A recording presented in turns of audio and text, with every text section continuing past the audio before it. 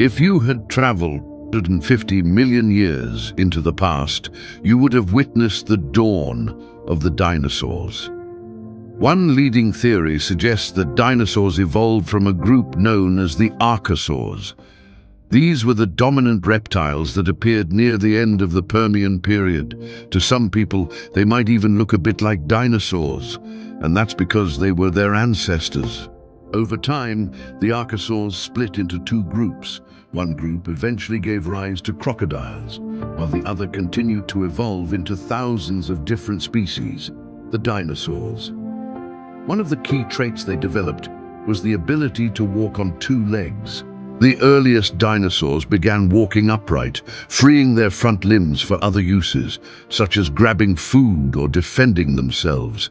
And that was only the beginning of their evolutionary journey.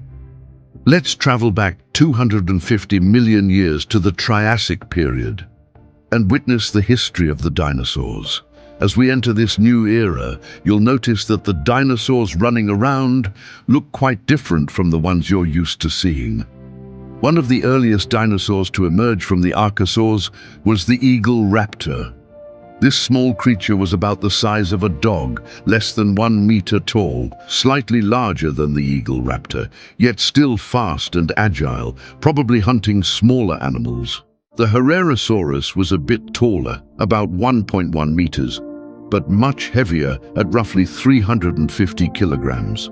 Then came the Plateosaurus. Now this one was huge.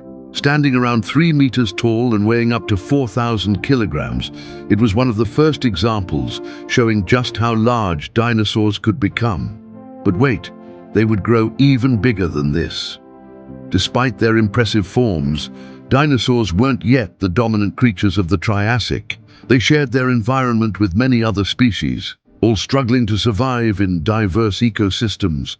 That was, until the Triassic period ended in a mass extinction event, likely caused by massive volcanic eruptions, climate change, and possibly even small asteroid impacts. This event drastically reshaped life on Earth, wiping out numerous species. But it wasn't all bad. Especially for our dinosaurs, this extinction opened new opportunities, allowing them to rise and dominate the planet during the Jurassic period. Now, instead of merely surviving, dinosaurs began to thrive. Over millions of years, countless new species evolved, and dinosaurs became the rulers of the Earth. They spread across continents, conquering lush forests and dry deserts, occupying nearly every environment. Among them were some of the most famous giants, Stegosaurus, Brachiosaurus, and Allosaurus, some of the largest creatures ever to walk the Earth. Yet it wasn't just the massive beasts roaming around. This era also saw the rise of theropods, smaller, more bird-like dinosaurs. One of the most famous was the Archaeopteryx, a fascinating mix between a dinosaur and a bird. It had feathers and wings, but also teeth and a long, bony tail. The Archaeopteryx represented a crucial link between birds and dinosaurs. Wait another 100 million years, and they'll evolve into the birds we know today. Whoops, spoiler alert. After about 56 million years, the Jurassic period came to an end, with another extinction event, though this one was smaller. Climate change, volcanic activity, and shifting sea levels caused several species to disappear, leading the dinosaurs into their final era, the Cretaceous period. Now we've entered the Cretaceous period, and as we've traveled through millions of years, you might notice something's been missing. One of the dinosaurs' biggest stars hasn't shown up yet. Say hello to the Tyrannosaurus rex.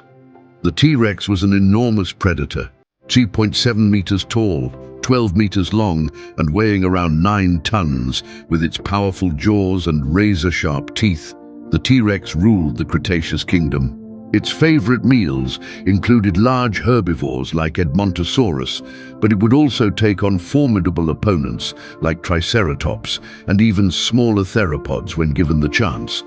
Armed with 12-inch teeth and strong hind legs, that let it run up to 40 kilometers per hour. The T-Rex was truly a master of the hunt. But this period wasn't just about giants like the T-Rex. Look around, and you'll see more feathered dinosaurs too. Like the velociraptor. They're often shown without feathers, but evidence suggests they were quite feathered, not for flying, but for warmth and balance. And then there was the microraptor, whose feathers were actually used for flight, giving us valuable insight into the evolution of birds.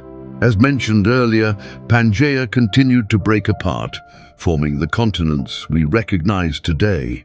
Because of this, many dinosaurs were forced to migrate and adapt to new environments, shaping the course of their evolution.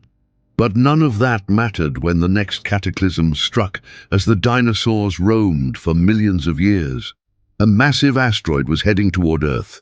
When it hit, it created a crater 150 kilometers wide and 20 kilometers deep. This colossal impact forever changed the planet. The collision didn't just cause immediate destruction, its effects lasted long after.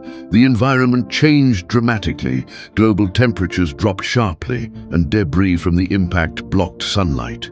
This affected not only the dinosaurs' health, but also their food sources. The devastating event wiped out about 75% of all species on Earth, most of them dinosaurs. But don't worry, not all dinosaurs went extinct. Some of the flight-capable species we mentioned earlier survived the impact and eventually evolved into modern birds. With most dinosaurs gone, mammals now had room to diversify and expand across the planet. With less competition, early mammals began to thrive, paving the way for the evolution of humans. Dinosaurs had ruled the Earth for over 165 million years, and in that time, they shaped the world we know today. But there's still so much more to learn about them.